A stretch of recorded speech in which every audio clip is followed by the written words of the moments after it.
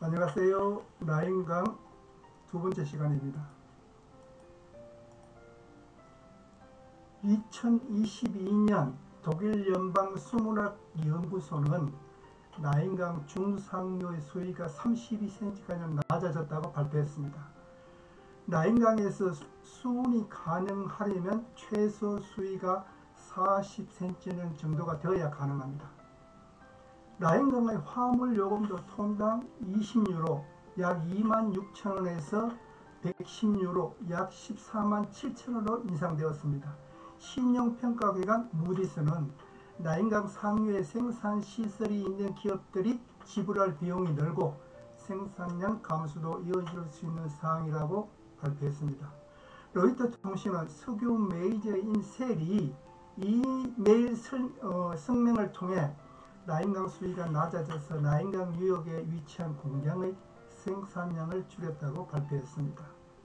유럽의 동맥 라인강이 말라가고 있습니다. 기록적 폭염과 적은 강수량의 수위는 낮아지고 있습니다.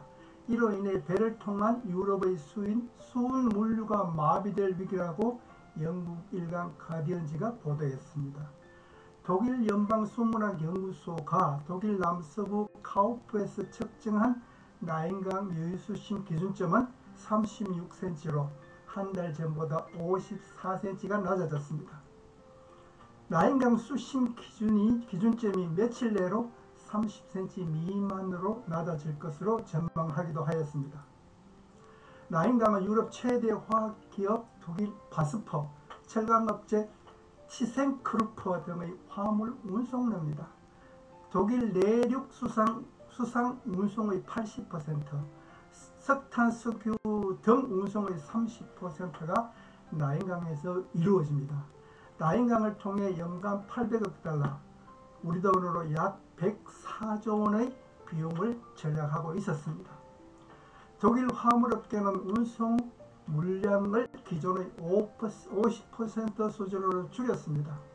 최대 1000톤의 선박을 동원하던 화학업체들은 최근 350톤을 운송 가능한 선정량으로 재조정하였습니다.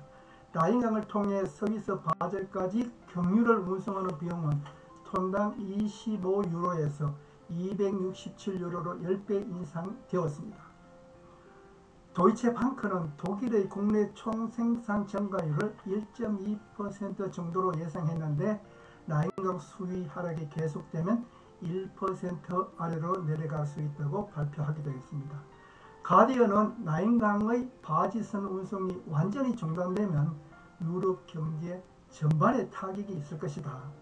2018년 전문가들은 라인강 수위 하락으로 6개월간 운송이 중단될 경우 50억 유로, 약 6조 7천억 원의 손실이 발생할 것으로 예상했습니다.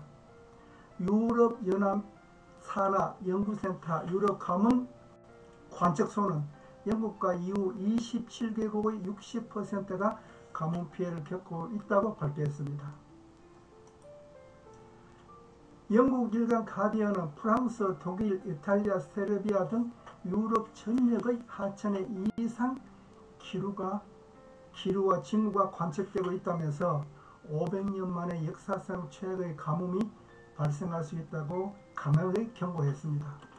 이 연구소의 안드레아 토레티 연구원은 가뭄은 잠재적으로 산업, 화물, 에너지, 식량 생산 등 사회 전 분야의 극적인 결과를 초래할 수 있다고 우려했습니다. 다음은 스위스 바젤 산도스사의 라인강 오염 사건에 대한 내용입니다. 1986년 유럽의 스위스 바젤의 제약회사인 산도스사에서 발생한 화재로 인해 하류 200km 구간의 오염이 발생한 사건입니다. 라인강 오염 사고는 1986년 11월 1일 현지 시간으로 새벽 1시 20분쯤 스위스 바젤 북동쪽에 있는 산도스 화학공장에서 시작되었습니다. 스위스의 바젤시의 라인 강가에 위치한 스위스에서 두 번째로 큰 화학 및 의약품 회사인 산도스사의 한 창고에서 화재가 발생했습니다. 그 창고에는 비료를 제조하는 데 필요한 화약 약품이 보관되고 있었습니다. 소방대는 불길을 끄는데 820톤의 살충제와 12톤의 살균제, 솔벤트와 염료를 보관하고 있던 건물을 불길이 휩싸고 있었습니다.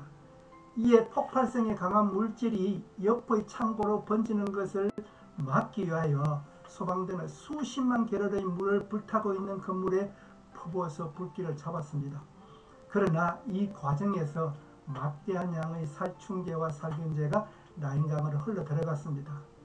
유독 물질은 나인강 수면의 35마일이나 되는 오염들을 이루어 부유하면서 불과 10여일 만에 사고가 난 바젤시로부터 프랑스와 독일을 거쳐 하루인 네덜란드로 흘러갔습니다. 그 과정에서 440톤 이상의 장어가 폐사하고 송어 등 많은 어족이 희생되었습니다. 서독과 네덜란드의 상수도 정수시설 가동이 중단되기도 하였습니다. 사고는 장기적으로 어떠한 결과를 가져올 것인가는 분명하지는 않으나 전문가들은 나인강이 생태학적으로 심각한 위험에 처하고 있다고 보고했습니다. 서독과 네덜란드는 스위스 정부가 사고 예방과 사후 처리에 미숙하였다고 강하게 비난하였습니다. 서독의 학자들은 20년간 나인강의 정화를 위하여 200억 불 이상을 투입하여서 깨끗한 나인강을 이루었는데 이번 사고로 무위로 돌아갔다고 주장했습니다. 산도서사는 막대한 돈을 들여서 나인강 바닥에 침전되어 있는 유독 물질을 소재하는 작업을 계속하고 있었으나 이러한 청소 작업은 단지 제한된 효과만을 가져올 수가 있었습니다. 산도서사와 스위스 정부는 이 사고로 인하여 직접적인 피해를 당한 나인강의 어민들에 대하여 보상을 하기로 결정하였다고는 하나 그 피해의 산정과 보상 방법을 두고 많은 분쟁이 제기되었습니다. 서독과 네덜란드는 스위스를 비난하였으나 사실 이런 사고는 서독과 네덜란드에서도 얼마든지 발생할 수 있다는 것입니다. 서독의 나인 강변에도 유사한 화학 공장은 얼마든지 있기 때문입니다.